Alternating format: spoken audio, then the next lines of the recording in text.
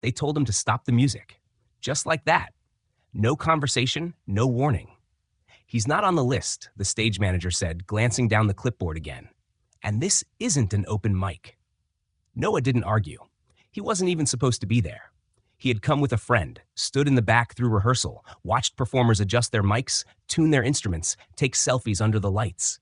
No badge, no pass, no welcome. He just drifted close enough to the piano during a break and asked to try the keys. 1 minute, 2, tops. He figured no one would notice. He figured wrong.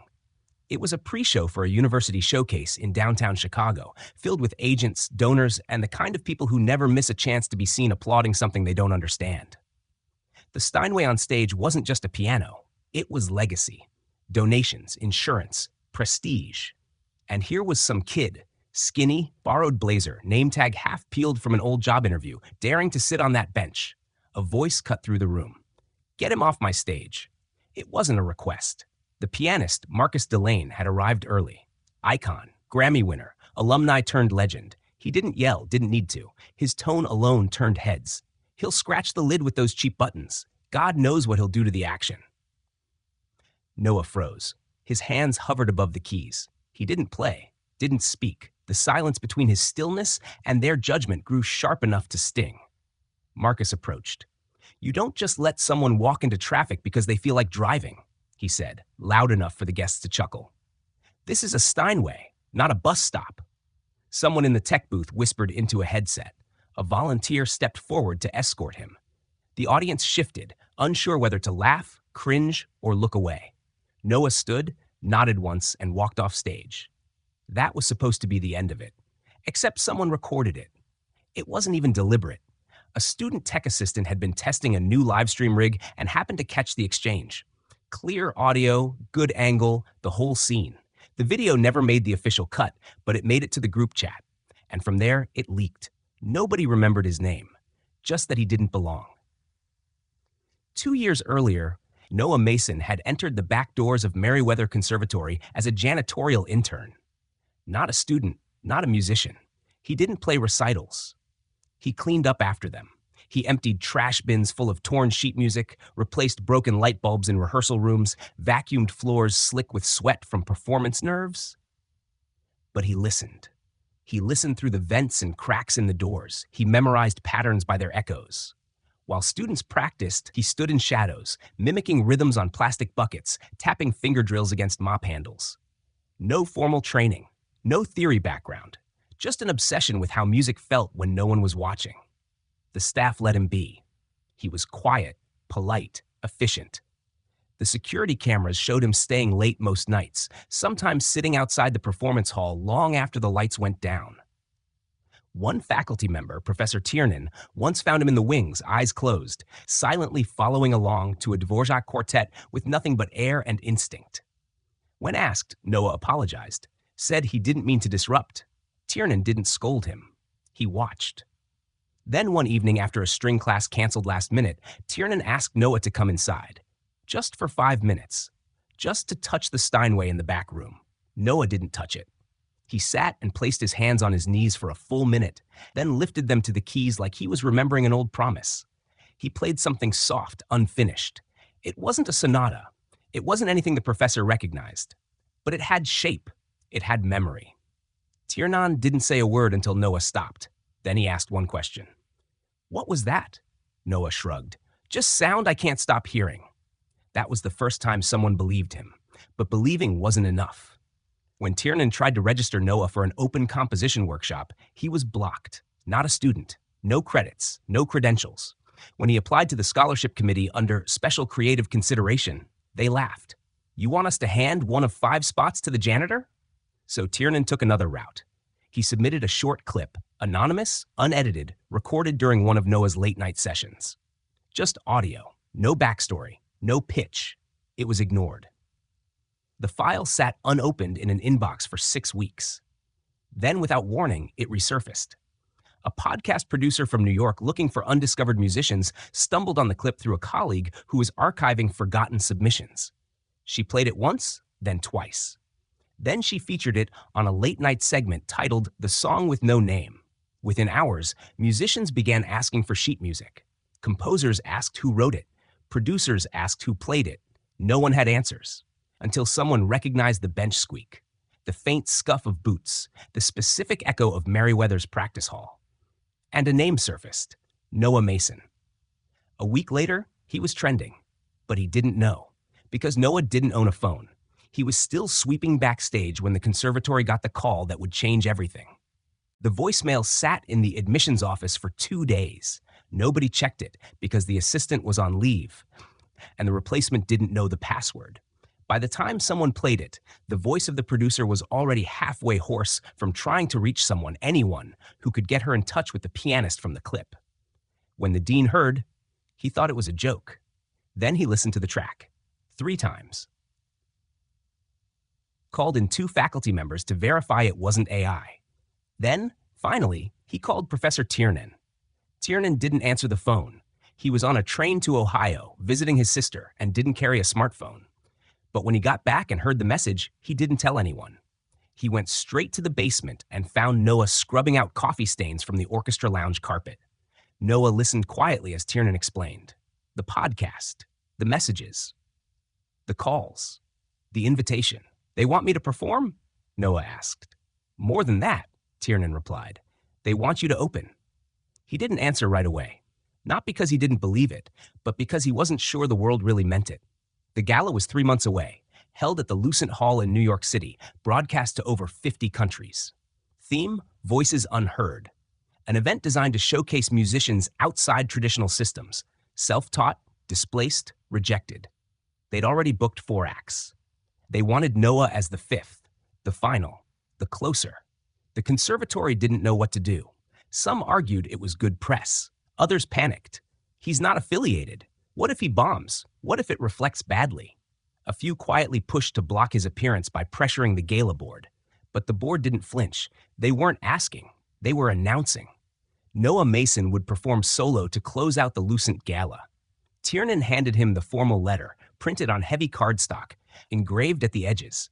Noah read it twice, then folded it back into the envelope. I'll need time, he said. He took unpaid leave from the conservatory, spent the first 2 weeks doing nothing but walking, across the river, down to the freight yards, past places he hadn't visited in years.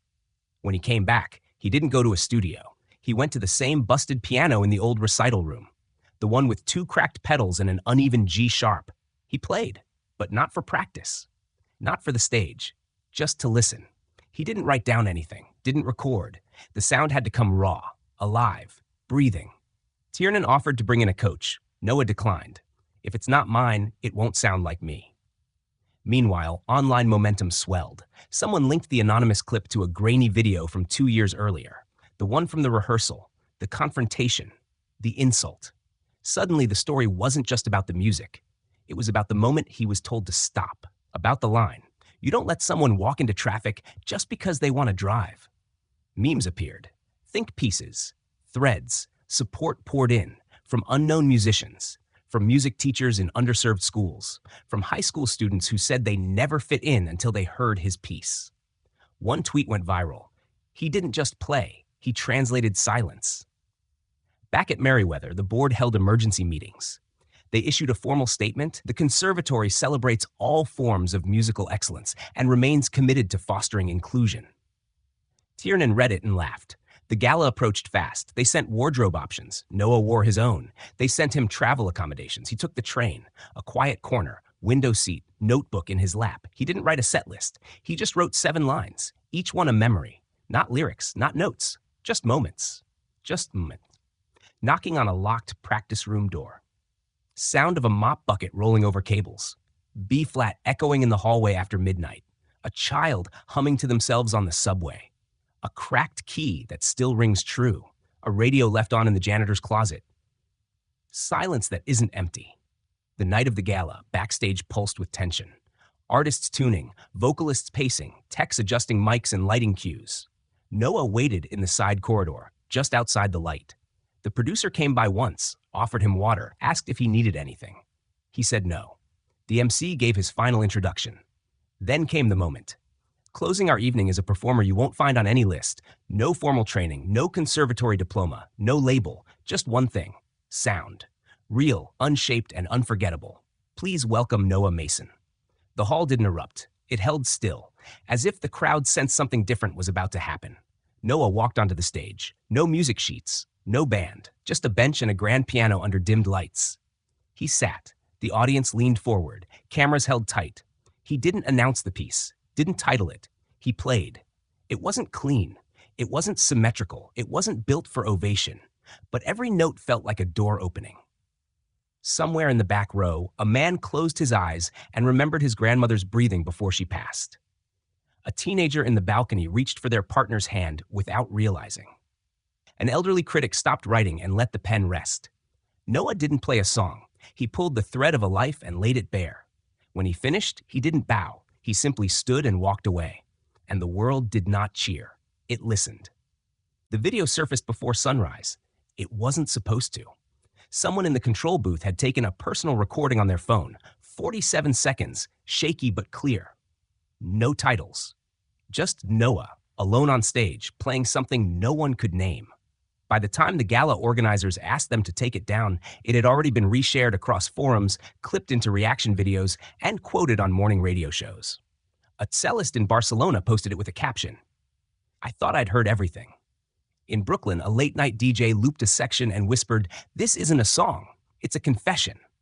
By noon, it hit 2 million views. Back in Chicago, Noah didn't know. He had taken a midnight train west and asked not to be followed. No manager. No interviews, no post-performance press. He'd left the city with just a duffel bag, a notebook, and a piano tuning key he'd kept from the conservatory's discard bin. He disappeared without fanfare. But the world didn't forget. The clip continued spreading. Major platforms picked it up. Music blogs scrambled to write about him. Journalists fought for leads. The phrase Noah Mason trended globally for 48 hours straight. Schools added his name to lesson plans. Conservatories that once scoffed at non-traditional talent now published statements about reevaluating our approach to creative access. One private institution offered him an honorary degree. Another offered him a teaching post. No response. At Merriweather, the ripple became a reckoning. Alumni started asking questions. Donors pulled contributions. Students shared screenshots of past complaints, stories of talent dismissed, passion buried under policy. A petition circled demanding the board's resignation. Another demanded a full audit of their admissions and audition practices. The conservatory chancellor stepped down quietly within a week. And then the letter came, embossed in gold, sealed in navy blue, hand-delivered, from the National Symphony Guild, one of the most prestigious institutions in the country. They didn't ask Noah to perform. They offered something else, a permanent artist-in-residence role. An open invitation to design his own program. Full creative freedom. He never answered. He was already in Montana. A former student who'd heard him at the gala tracked him down to a town near the mountains. They said he'd been spotted playing in the back of a small music store, sharing coffee with the owner, fixing old synths, writing unknown melodies into the corners of discarded sheet music. When asked about the gala, Noah smiled and said only, "That wasn't the song." He stayed for 3 weeks. Left without notice. By the time journalists arrived, he was gone. But something else remained. A handwritten piece left behind in the tuning drawer. 7 bars, no title, no signature. The shop owner framed it and placed it beside the register. People came just to see it. No one played it. It felt like it wasn't theirs to touch. Meanwhile, the clip from Lucent kept evolving. A sound designer in Toronto built a remix using only Noah's phrasing and breath pauses. A dance company in Marseille choreographed an entire routine to the silence between his notes. A deaf musician in Seoul transcribed the rhythm into a tactile vibration map and posted it for others to feel with their fingertips. And still, Noah said nothing. No tweets, no interviews, no claims. But the movement grew. They called it the Mason line. Not a genre, not a technique, a mindset. Play like no one's grading. Listen like no one's recording. He had become a mirror for people who never felt seen inside a system that never listened. Music therapists began using his clip to work with patients who refused to speak. In one clinic, a child on the spectrum who hadn't made eye contact in 3 years began humming the ascending line from his final run. A veteran with memory loss began tapping out the syncopation on his hospital bed frame. Noah hadn't intended any of this. He was in Arizona now, outside Tucson, in a desert town where the only piano was inside a church too old to heat properly. The pastor said he could stay if he helped with Sunday service. He said yes and played offertory pieces that no one could name, but everyone seemed to cry to. He taught one girl, 8, maybe 9, how to play minor chords by counting shadows. Not fingers, not frets, shadows. When her mother asked him why, he said, "Sometimes people remember shape before they remember sound." After a month, he left, same as before. No announcements, no photos, just a note under the piano lid, "Play what's missing." By spring, Merriweather had changed, not because they wanted to, but because they had to. They removed audition fees for underprivileged applicants, introduced anonymous first-round evaluations, launched a program for self-taught musicians. They even renamed the old practice wing, the one Noah used to clean, into the Mason wing for independent sound exploration. Tiernan was promoted to lead the new department. His office had no desk, just a small upright piano, an armchair, and a line of hooks for coats and headphones. He didn't assign grades. He asked students, "What did you hear when you played that?" And they answered. Not always with words, sometimes with stories, sometimes with breath, sometimes with silence. And in those silences, the world shifted just enough to let something else in. Summer found him in Portland. Not the city, but a community center on the east edge, tucked between an old post office and a row of apartments where the fire alarms went off more often than the lights worked. The center hosted music classes on Tuesdays, free for kids, pay what you can for adults. No sheet music, no exams, just instruments that had lived a few lives too many, and students who knew more about survival than scales. Noah arrived without notice. He didn't teach, not officially. He showed up one Tuesday, sat in the back, listened to the off-key warm-ups and the laughter that came with them. When the upright piano jammed during a group session, he asked if he could fix it. He stayed for 4 hours, rethreading worn hammers with fishing line and tightening the brass pedal by hand. The next week, he was invited to stay. Not as a guest, not as a star, just as someone who made the piano breathe again. He played occasionally, only when others asked. Short pieces, never repeated. He told the kids to make mistakes on purpose. If the note's wrong, make it loud, he said. Then ask it what it wants to become. They laughed, then tried it. A boy named Eli turned a broken scale into a blues line. A girl named Jada mixed a hymn with a Kendrick Lamar loop and made the room go still. The center director, Carla, didn't know who he was at first. When someone sent her the Lucent clip, she watched it, paused, then watched it again. She didn't ask him about it. Just left a note in the coffee area that read, "Keep playing what matters." Noah nodded when he saw it. By the end of summer, word had gotten out, not through press, through people. Musicians started visiting the Tuesday sessions. A violinist from Chicago flew in just to jam with the kids. A sound tech from Vancouver drove overnight to donate a set of amps.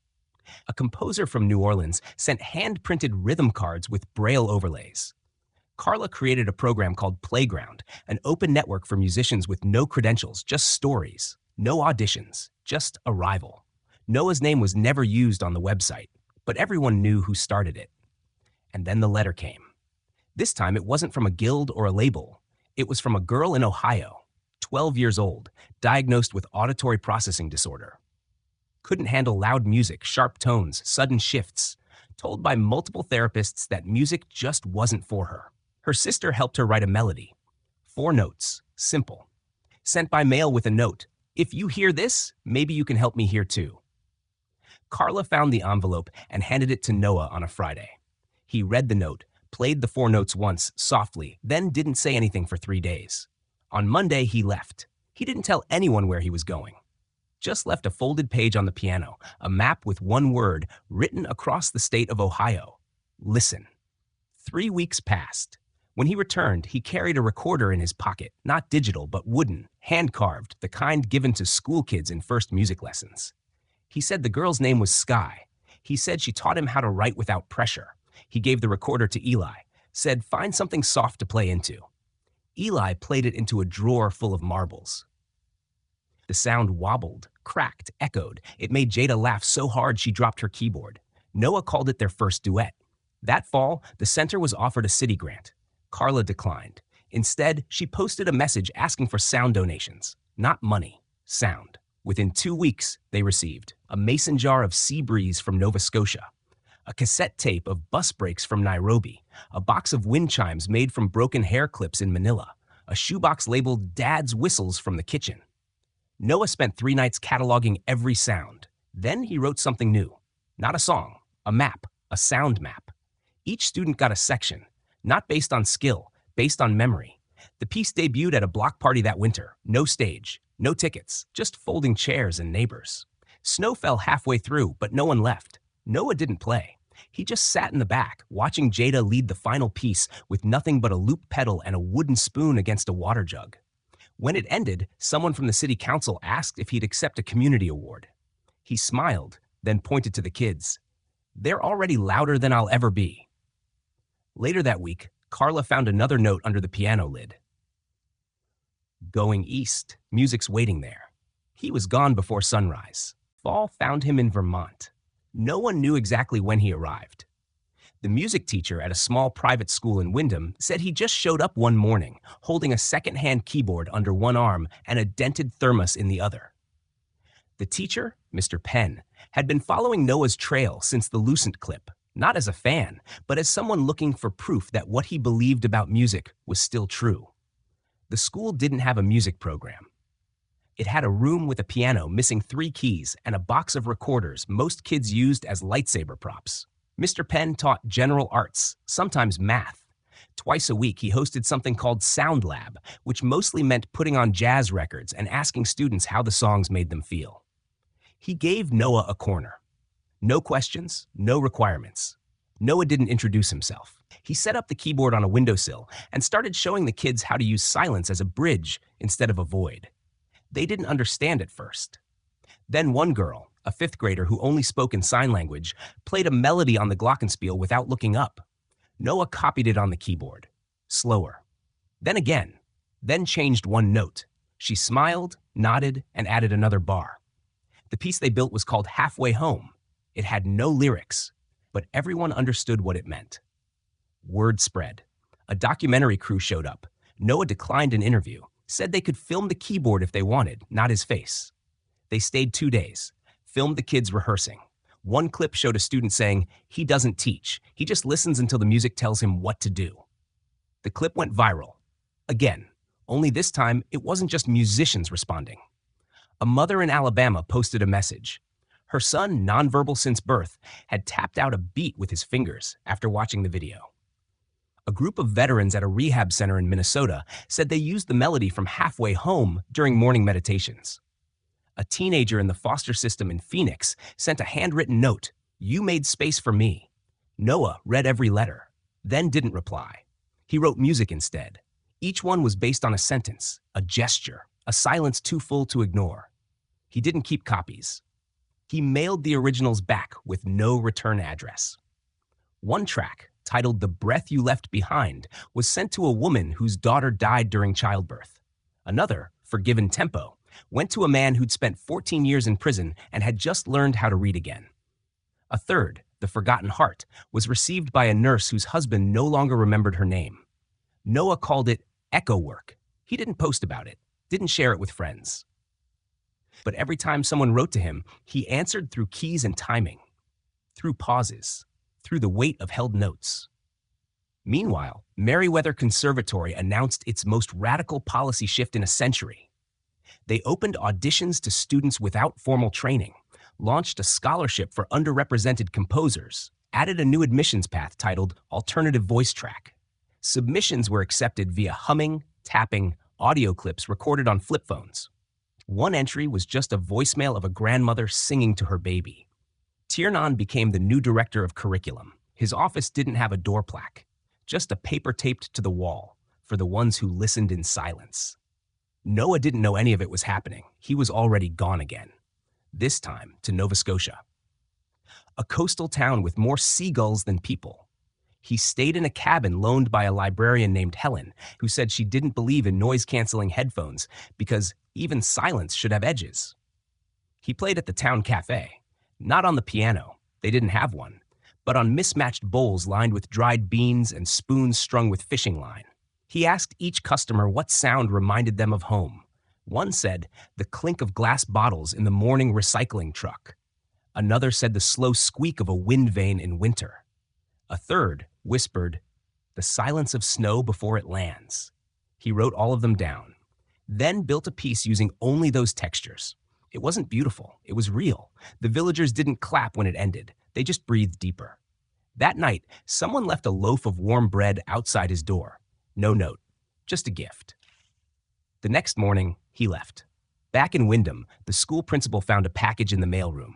Inside was a flash drive and a note. For the kids. Let them finish the last movement. It contained 88 measures of a piece called sightlines. No instructions, no tempo markings, just the shape. Mr. Penn printed copies for every student in Sound Lab. They didn't perform it in front of an audience. They played it for each other. Some pieces ended in laughter, others in tears. One in total stillness. No one recorded it, but no one forgot. Winter brought him to Florence. He arrived without luggage, just a satchel of sheet scraps, a weathered notebook, and a folded piece of paper wrapped around a tuning fork. He stayed in a sun-washed garden on the south side of the city, a guest of a retired luthier named Marco, who claimed the quiet was better than therapy. Marco had heard of Noah through a letter passed between music teachers. He didn't ask for explanations, just offered tea and a key. Noah spent his mornings tracing the outlines of unfinished melodies into his notebook. He said nothing about plans. He declined 2 interview requests. He ignored the agent who showed up at the gate. But he answered the call when it came from a girl named Luma. She was 6. Born blind, with an auditory disorder that made traditional music painful. Sharp tones made her cry. Loud sounds locked her inside herself. Her parents had tried everything. Therapists, devices, silence. Nothing worked until someone told them to write a melody. Not a letter, not a plea, a melody. They hummed 4 notes together just before bed, recorded it on an old tape deck, mailed it in an envelope with no name, no subject line. Noah found it at Marco's kitchen table, slipped between newsletters and dust. He played the 4 notes into the space between walls, then left. No goodbye, no instructions, just went. 3 days later, he sat outside a modest apartment in a Tuscan village. He didn't knock, he played, not toward the street, toward the silence inside the stone, slow, gentle, a lullaby built from softness. Inside, Luma sat in the dark, hands over her ears. The sound didn't push her, it invited. She let go. One hand, then the other. Then her feet touched the floor. She found him by sound alone, sat beside him on the step, said nothing, just listened. They built a song together that no one else would understand. It had no name. It never would. Years later, Luma became a sound artist. She called her work musical gardens, spaces where music didn't demand anything, only welcomed. In an interview, she said, "I didn't learn to love music. I learned that music already loved me." Back in Florence, Noah sat beneath a trellis, notebook in his lap, braille etching along the edge of the paper. He didn't speak of success. He didn't mention his name.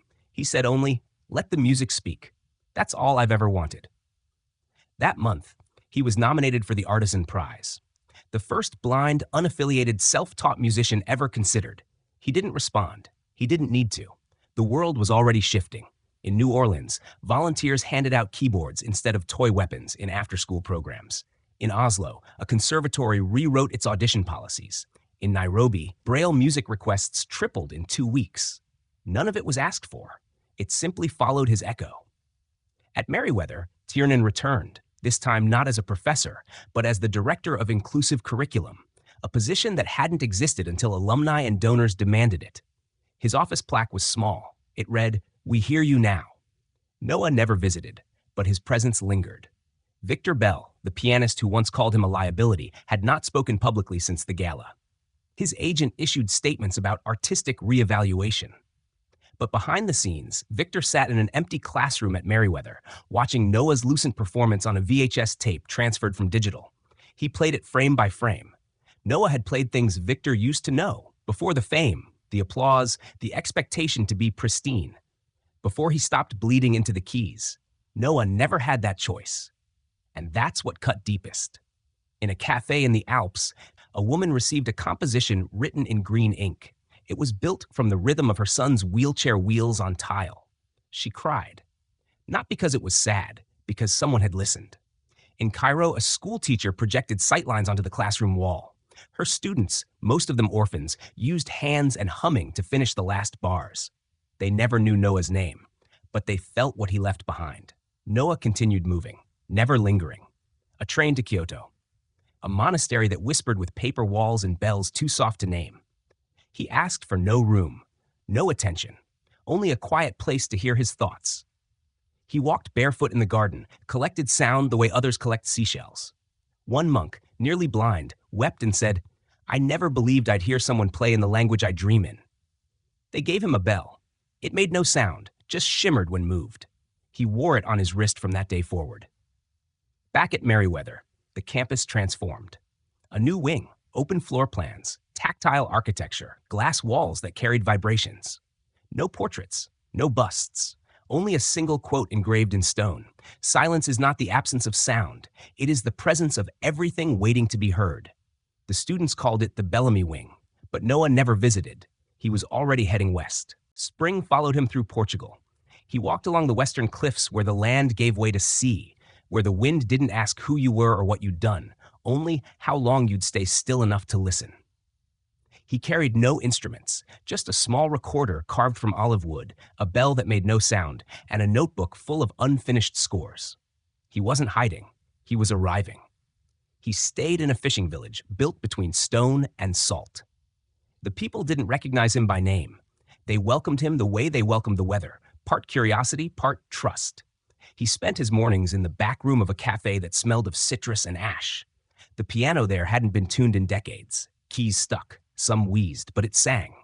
That, he once said, was enough. Noah didn't announce himself. He asked questions. He asked the cafe regulars what sound reminded them of home. A baker said the hollow pop of rising dough. A boy said the snap of his father's fishing line in the wind. An old woman whispered, "The silence just before my brother would say my name." Noah wrote each down. Then one evening, he played them. He didn't perform. He translated. The oven's hum, the salt on skin, the way grief sounded when wrapped in patience. He built a melody from things no one thought deserved music. When it ended, no one clapped. They reached for bread, poured more tea, nodded to each other like a story had been told but didn't need retelling. Elsewhere, the world changed. A library in Peru offered books with no words, just tones mapped to memory. A bridge in northern Italy, rebuilt from steel and stone, had grooves etched into the footpath so it hummed when walked across barefoot. A music box in Ghana played different melodies depending on who opened it. None were signed. But they all bore fingerprints of someone who once listened before he spoke. In Johannesburg, a girl built a listening dome from shattered glass and wind chime scraps. When asked if she'd ever met Noah, she said, "No one meets him. You just feel where he's been." In a refugee camp near Beirut, volunteers taught children how to make rhythm from plastic buckets, oil drums, and the hollow ends of shipping crates. The oldest child, age 9, named their rhythm Bellamy Pulse. No one corrected her. It felt right. Back in Eastbrook, Tiernan sat by the lake reading a letter from a child in Nairobi who had built a violin from plywood and metal scraps. The boy wrote, "I don't remember what he played. I remember that I stopped crying." Tiernan looked out at the water and said softly, "He's everywhere, isn't he?" And still, Noah never returned. They said he passed through Vienna once more, decades after Lucent, not to perform, but to listen. He sat in the furthest seat in the balcony while a 7-year-old girl from Morocco, blind, self-taught, took the stage. When she played, he smiled. She didn't know he was there. But afterwards, she found a single folded note tucked into the piano lid. "You heard the world, and the world heard you." Noah's name faded from programs and headlines, but it became something else, a whisper, a gesture, a way of listening. In Lisbon, a blind girl found a slip of paper tucked into a Braille score. 7 notes, no name, no date. She played them and wept, not from sadness, but recognition. Somewhere in Alaska, a violinist played to the rhythm of melting glaciers. In Harlem, a mural of a single ear surrounded by color appeared on the wall of an elementary school. Its caption, "Listen deeper." At Eastbrook, the Bellamy Wing opened to anyone. No auditions. Applications were accepted in hums, foot taps, silence. In its center, a grand piano surrounded by empty chairs. No plaque, just an invitation to sit. A girl named Nora walked in holding her mother's hand, blind since birth, never touched a piano. She approached the keys, hesitated, then played a single note. It echoed, not from the instrument, from everyone who heard. In a canyon far from any city, where wind carved sound into stone, someone once sat and played. They left no mark. But if you stood there long enough, you could hear the echo. Not a song, not a voice, a presence. In Copenhagen, a man cried quietly on a park bench. Noah sat beside him, tapped out 4 slow beats on the slats between them. The man tapped back. No words, just rhythm. When he left, he placed a flower beside Noah. He never looked up, but he kept tapping. Years passed. The UN awarded Noah a cultural title. He declined with a note, "I'm still listening." In a village in Laos, he gave a flute to a girl and said, "It's your turn now." That night, he played one final piece. No stage, no cameras, just wind, crickets, and a river remembering its course.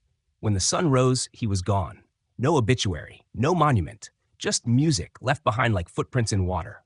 And the world responded, in whispers, in notes, in silence that finally made sense. People began saying his name not to remember him, but to remember themselves. They said Noah the way one says hope when they finally believe it again. And wherever someone hummed to themselves beneath the noise of the world, wherever a father tapped rhythm into a coffee cup, wherever someone played one imperfect note because it felt honest, that was where Noah lived. He didn't come to be heard. He came to remind us how to listen. Thank you so much for taking the time to listen to today's story. We're truly grateful for your attention, your presence, and your heart. This story reminds us that music, like life, is not about perfection. It's about presence. It's about listening more deeply, especially in a world that often speaks too loudly. We hope it inspired you, moved you, or simply reminded you of the quiet power of being heard. If you'd like to support our channel, all it takes is a quick like on the video. It means more than you know. Leave a comment below to let us know which country you're watching from, and most importantly, share your thoughts. What did the story mean to you? Your voice matters here, and if you haven't already, don't forget to subscribe so you never miss a new story. We share stories like this regularly, stories that speak not just to the ears, but to the heart. Again, thank you for being part of this journey with us. We can't wait to hear from you.